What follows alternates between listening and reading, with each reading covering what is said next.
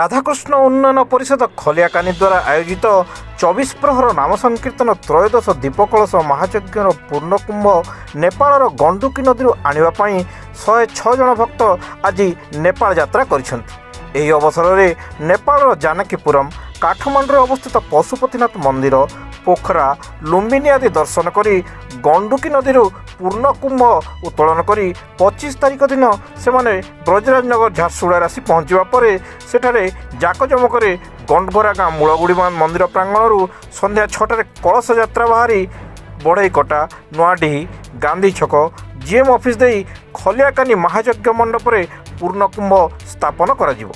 एही यात्रा रे ब्रजराजनगर पूर्वतन विधायक अलका महांती सामिल होई कलश बोहिबा सहमति प्रकाश करिसेंति। एथिरे बरगढ़ जिलार पदमपुर अंतर्गत बुढ़ापाली ग्रामर घंटपाटी प्रमुख जोगदेवार कार्यक्रम रही। मंडपर पूर्णकुंभ स्थापन पर 24 प्रहर नाम संकीर्तन और मानसिक दीप प्रज्वलन कर 30 तारिख दिन यज्ञ समापन सह नगर परिभ्रमण हेब।